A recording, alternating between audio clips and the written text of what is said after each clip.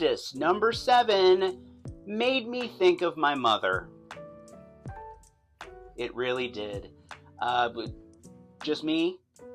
I mean, it didn't do it intentionally, I would assume.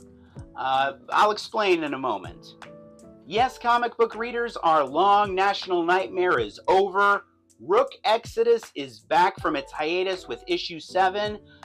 For a variety of reasons, Rook Exodus was one of my favorite comics of 2024, and you're going to see why with this issue. Okay, so long and admittedly kind of complex story short, Exodus is a doomed planet that our heroes are now trying to save. And the thing about our heroes is that they're called wardens, which means they have technology that allows them to communicate with and control animals, basically. Like, for instance, Rook can communicate with and control birds. And in this issue, Rook and his companions are trying to locate Bloodhound, a character who can fix Exodus's broken world engine. Unfortunately, Bloodhound is insane, but, you know, I guess you work on one issue at a time. Artist Jason Fabok and colorist Brad Anderson. Those are really my only two selling points for this issue, and if you've seen the work that they do together, those are really the only selling points I need, I think. The detail that Fabok brings to the art on this book is so intricate. It's some of the finest comic book art I've ever seen, I don't mind saying that. And meanwhile, Brad Anderson's colors are pitch perfect. They're a textbook example, really, of how a great colorist can subtly add another layer to a story. Our opening scene for this issue is phenomenal. It's nice and lengthy, about 30% of the issue. We see Bloodhound attacked by another warden who can control deer, I think. The character's name is Stag, I'm pretty sure. And he's got a really interesting look. You know, the skull helmet with the antlers, and the red really pops. He's got the sword. And when I saw the Stag character for the first time, you know, I couldn't help but think of my mother, who I love dearly. But she's not always the best at grasping and wrapping her mind around comic book logic. So when I see the Stag character with the big antlers on his helmet, I can't help but hear my mother ask, how does he fit through a door? I mean, I wouldn't let him in my house. He'd be knocking things off shelves left and right. How does he even fit through a door? I don't know, Mom. He seems like an outside kind of character. I'm just saying, don't bring him over to my house. Yeah, okay, Mom, I won't. Seriously, though, the art in this issue just begs to be pored over and, studied. If for whatever reason you're only going to buy one physical comic book this week, make it this one. And while we're on the subject, folks, Jason Fabok is going to be on the Ghost Machine Fans podcast next week to talk about this issue. I'm not going to be on that episode, but I am going to be listening intently because I'm really curious to hear about his creative process and what he has to say. Next issue, Rook and friends meet Spider-Man. Not really, for legal reasons, but read the issue. You'll get the joke. Robin gets to drive the Batmobile in issue 2 of DC's new titular Batman series. He's also a victim of police brutality, so it's very much like a good news, bad news situation. So yeah, the police are a lot more authoritarian right now in the pages of Batman, mostly because the GCPD is now under the control of Police Commissioner Vandal Savage. And in this issue, Batman and Tim Drake, Robin, find out just what the Gotham Police Department's new brand of justice looks like. So much like the Batman costume was kind of tweaked and retooled for this new ongoing series, Tim Drake's Robin costume has gotten the same treatment. It kind of looks like it looked on the new Batman adventures back in the late 90s. I've always liked that costume, so no complaints from me.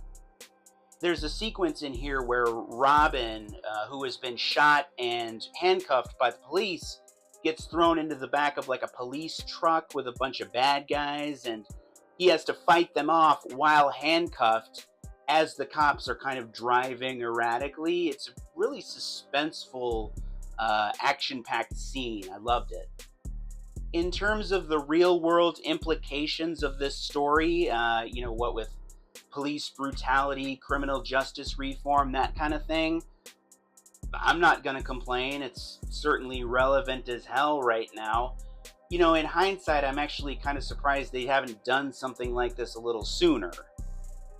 There's a panel in here that's just a straight-on headshot of Batman, and he's looking into the camera, and he makes a statement about where he stands on police brutality. That's kind of refreshing in a PSA-ish sort of way, I guess. With a character like Batman, I think it can be easy for a certain section of the audience to forget that he's really less about the punching and more about the principles. He really stands for something. He has values. And this was a nice reminder of that. It kind of made me think of that classic Batman PSA panel where the character's basically doing the same thing. He's looking out at the readers and he's saying, don't believe those crackpot lies about people who worship differently or have different skin color, etc., etc. Same kind of vibe, only with a modern feel. Lots of people in this country have never read that panel. And it shows. Do Not Disturb #1 from Invader Comics kind of has an ironic title, I guess. Assuming you find murder disturbing. Not that I'm judging you if you don't, okay? Please don't hurt me. I can see why they went with Do Not Disturb, though, as opposed to something like Disturbed. Because, then they'd have to be down with the sickness. So this is an upcoming book from Invader Comics, Do Not Disturb #1. The final order cutoff date for this book is October 27th. That's the last day that you can have your local comic shop order a copy for you. This book is about the ghost of private investigator Randall Halsey inside the once glamorous Argyle Hotel as he basically stumbles upon his own murder scene. And he has to now solve the mystery of his own murder. This book is the latest from Jared Hunter Rowe and David R. Flores. They're a writing tandem with Flores doing the art. They did The Inspectors last year, and that wound up being one of my favorite comics of 2024, so I was excited to see them back together here. What's more, they're teamed up with Lorenzo Scaramella, who is the colorist here, and Scaramella worked on Love Me, a Romance Story, which was another one of my favorite comics of 2024. So it's like worlds are colliding here for yours truly. And truth be told, Scaramella may actually be the MVP of this issue. I've talked recently about how a great colorist can add their own subtle layer to a story based on, the colors that they choose. And that's definitely the case early on as far as how Scaramella chooses to color or light the Argyle Hotel. You definitely get the sense that this place either is exotic or important, or was exotic or important at some point. It's got that aura about it, which is so valuable because I get the sense the Argyle is going to be like its own character in this book. I like the Randall Halsey character. He's got that jaded, grizzled detective feel to him. Seems to be going for a redemption story of sorts, so it'll be interesting to see if he accomplishes that. And he's got a ghostly companion named Oscar, who I'm fairly certain is modeled after retro Tom Selleck. That's cool. I like the dynamic that those two have together. And if I'm being honest, I like that Oscar calls Randall Dick as a nickname. As in Private Dick. That's amusing to me because I'm 6, apparently. Do Not Disturb #1 is what I would classify as a really good tee-up issue. meaning it kind of does the mechanical work of introducing the characters, establishing the setting, getting them in position for the plot to start moving. But the thing about a good tee-up issue is that you don't know how good the figurative swing is going to be from a story perspective until you get to the following issue. So Do Not Disturb number 2 may ultimately be the big test for this story, at least in my book. I don't even play golf, by the way. I don't know why I'm using sports metaphors. But I would still classify Do Not Disturb as a solid bet moving forward. At the very least, issue 1, a very enjoyable read. And again, the final order cutoff date for Do Not Disturb number 1, October 27th, for a December release. People like seeing their superheroes team up and get along. They really do. I honestly think it gives people a warm, fuzzy feeling deep down inside. But on the other hand, people also like seeing their superheroes beat the piss out of each other. And we're bound to see a lot of that in DC's new event comic, DCKO, issue 1 of which came out this week. So our story here is kind of convoluted, but long story, kind of short. Darkseid, the godlike supervillain, is about to make his return to Earth. And in order to grant one individual celestial godlike powers to fight against Darkseid, various heroes and villains from the DC universe have to compete in a tournament against one another. The winner will presumably face Darkseid. So Scott Snyder is our author here. Scott Snyder is also the author of Absolute Batman, which is a book that I thought got too silly.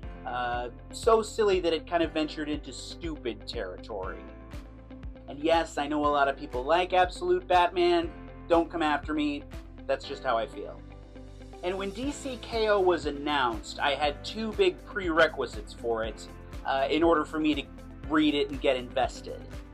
Number 1, we had to have a good reason that all these characters, many of which are heroes, are fighting one another. They can't just be fighting because. And number 2, the story could not venture into that same so silly it's stupid territory. Thankfully, coming out of this first issue, both those prerequisites, both those rules are holding. We spend most of this issue explaining how and why all these heroes have to fight each other to be anointed the one to fight Darkseid. I mean, it's not the most thrilling issue from an action standpoint, but we're going to get a lot of action in the issues to come, I think. So I'd rather we just take care of this business up front, which is what this issue does. Javi Fernandez is our artist here. He does a really commendable job.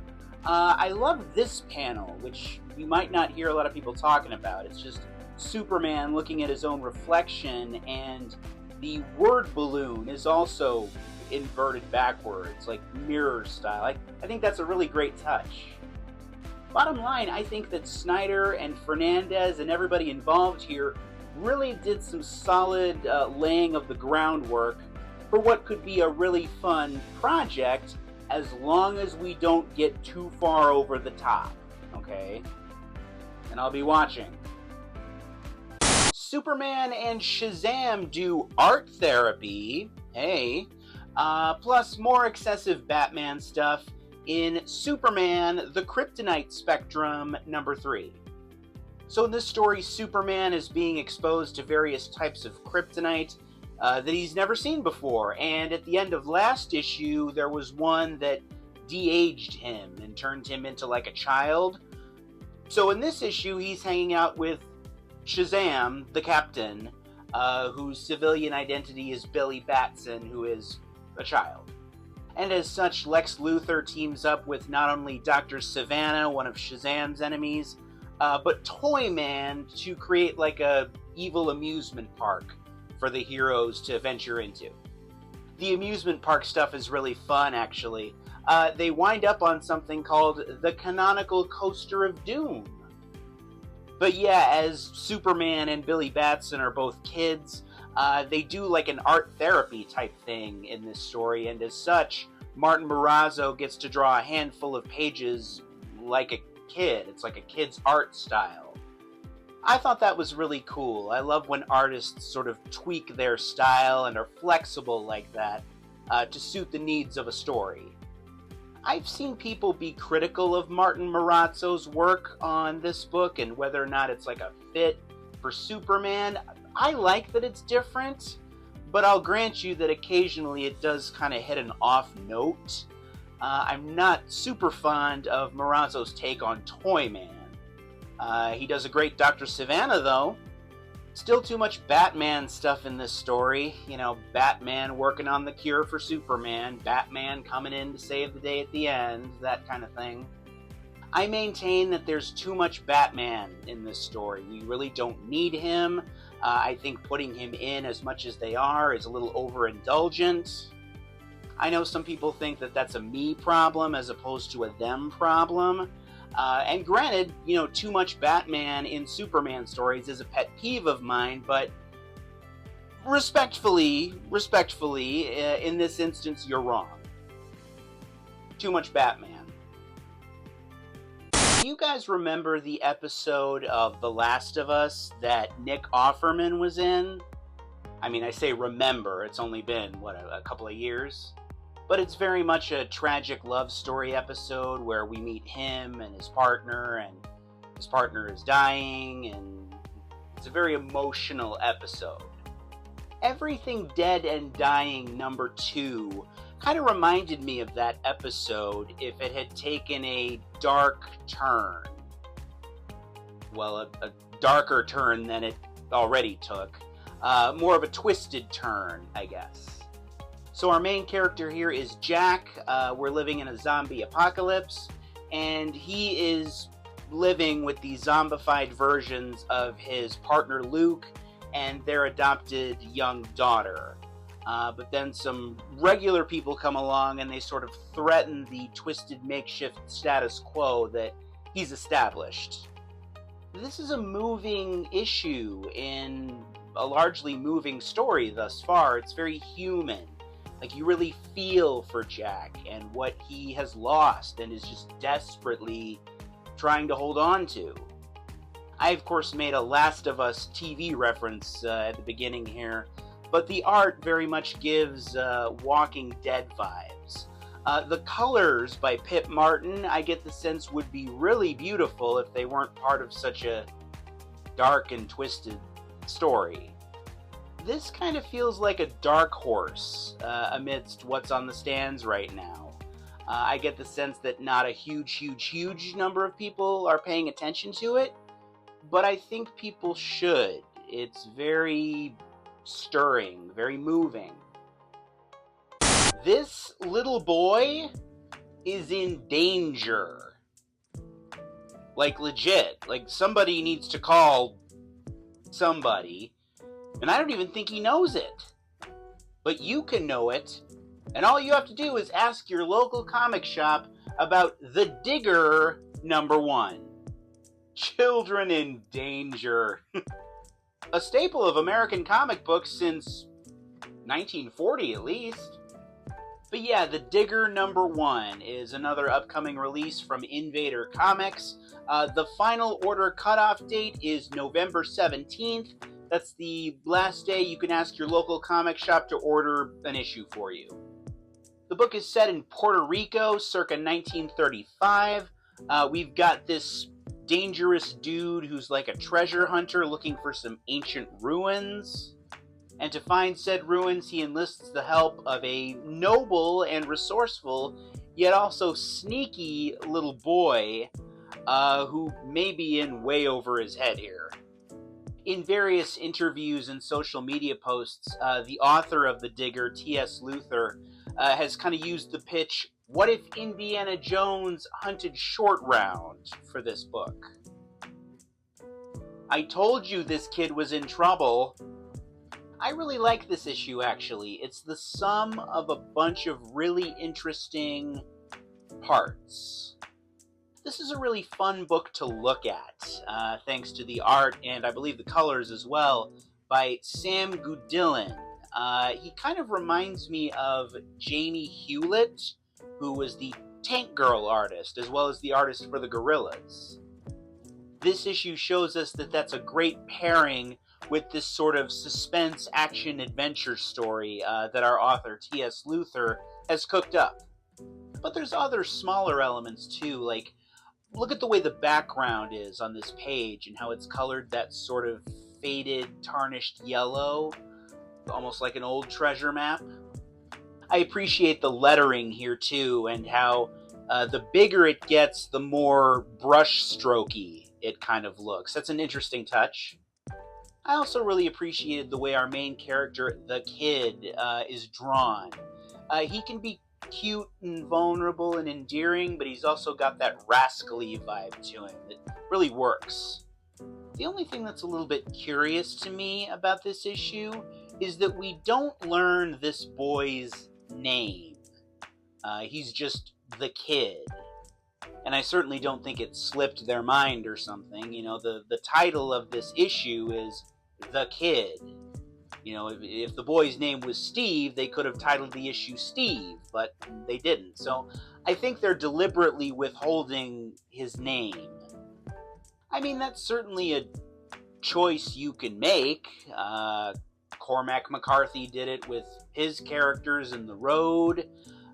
Jon Favreau did it with The Child / Grogu in The Mandalorian. So I guess there's no reason why they can't do it in The Digger. But I am curious to see if the reason they held his name back becomes clearer as the issues progress. Either way, The Digger #1 wound up being one of the most interesting and fun indie comics that I've read in quite some time. I've got high hopes for subsequent issues. And once again, the final order cutoff date for The Digger #1 is November 17th. Don't get left behind on this one, folks. I've got a good feeling about it. What does the Shredder have going for him that Darth Vader does not? I'll repeat the question. What does the Shredder have going for him that Darth Vader does not? It's a harder question than you might think, isn't it? But I'll give you my answer as we talk about Teenage Mutant Ninja Turtles Shredder #2. So to reiterate, in this story, a Black Ops, secret agency sort of group has recruited Shredder, who is on his own right now, to go after a rogue member of the Foot Clan. And in this issue, he goes after a fabled member of the New York City underworld in order to do that. So Shredder's look has obviously evolved and changed over the years numerous times. But in this issue, in this story, our artists are drawing him with red, glowing eyes. It's kind of a spin-off of the white slit look that he sometimes gets. I get the approach that they're going for there, I think, but I don't like it. I'm not a fan. I think it makes Shredder look too robotic, too mechanical. I love when you can see Shredder's eyes, and the fact that they are human eyes. And, he can use those eyes to be very expressive. You can look into them and see that this is a vengeful, angry, hateful, merciless dude who's ultimately worthy of being the main adversary of the Ninja Turtles. But if you do it like this, it makes him look a little more like Darth Vader. And here's the thing. Darth Vader's look is iconic, and it very much works for Darth Vader, but the downside of Darth Vader's mask is that you can't see his face at all. He can't emote, ever. Shredder can, and that's one of the things that Shredder has going for him that Darth Vader does not. Other than that, though, with this Shredder book, can't complain much. I mean, this issue drew me in further from a writing standpoint, which is what I wanted it to do. And be on the lookout toward the end here, folks, because Shredder does something really merciless and ruthless, really villain-like. And that's one of the things that I really wanted to see from this book. I kind of wanted it to give Shredder his balls back. I love, love, love the cover to Wonder Woman number 26. A pitch-perfect cover for this weekend's No King's Day. This cover by Daniel Sampere and our colorist Tomio Mori is one of my favorite images to come out of this Wonder Woman series thus far. So much of Diana's history as a character is in, like, protest, defiance, resistance. So it's very fitting. So in this issue, we kind of learn the origin of the island that the fascistic supervillain Mouse Man is running as basically his own country, where he has this like hyper control over everybody who lives there. And of course Wonder Woman is currently on that island fighting back against that fascistic force. Of course, you guys know I love the realistic looking giant mice in this book, but I also dig, from a creative standpoint, the look of the henchmen with the gas masks. You know, it's kind of got like a post-apocalyptic Nazi look to it. Wonder Woman hits somebody with a German suplex in this issue, which is kind of interesting. You don't normally see that outside a pro wrestling ring. I really like the origin that our author Tom King came up with for Mouse Man's like island nation. You know, so much of the evil in the world finds its roots in good intentions, and it seems like that's what he's trying to present here, with at least the beginning of what wound up being this horrible thing. Is Teenage Mutant Ninja Turtles number 12 the finale to one of the best TMNT runs ever? Nope. Yeah, on their Instagram page, IDW Publishing quoted a writer from a big website as saying that this issue wraps up one of the best TMNT runs ever. And don't get me wrong, there are things about the past 12 issues of Teenage Mutant Ninja Turtles that I really enjoyed and in some cases loved, but one of the best runs of all time, and lean back, player.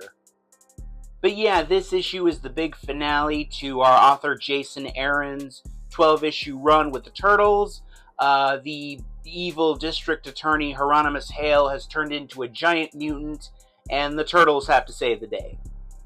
Juan Ferreira is our artist one last time on this issue, and you know, in talking about the one thing that I've really loved about this recent TMNT run, Ferreira has really been able to establish himself as one of the great TMNT artists, certainly in recent memory. I love his style, I love his approach, and he delivers more of that here. For instance, my favorite panel in the issue is a shot where the big hail monster reacts to a couple of cops that are shooting at him. Just brrr. I also love these panels and Donatello's really sympathetic reaction to Hale, you know, desperately crying out for help. That's great visual language there. From a writing standpoint, the Hieronymus Hale character is really Jason Aaron's best and biggest contribution to the TMNT mythos overall. I hope we get to see more of him down the line. But yeah, while there were things about this TMNT run that I really liked and even loved in certain cases, as far as the overall package is concerned, you know, writing and art, everything that comes with it, I would not call this one of the best TMNT runs ever, especially in the early going. Things were rocky in those first few issues. See, this is why I don't pay attention to a ton of other comic book content creators, reviewers, etc. I mean, there are some whose opinions I respect, but some of them are so out of pocket and fluffy and clickbaity that I can't stomach it. To their credit, IDW has really been hyping up and pushing Teenage Mutant Ninja Turtles number 13, the next issue, and sort of the next era on this title, as Gene Luen Yang jumps on as author and Freddie Williams jumps on as artist. I'm interested to see what comes next, and that's never a bad thing.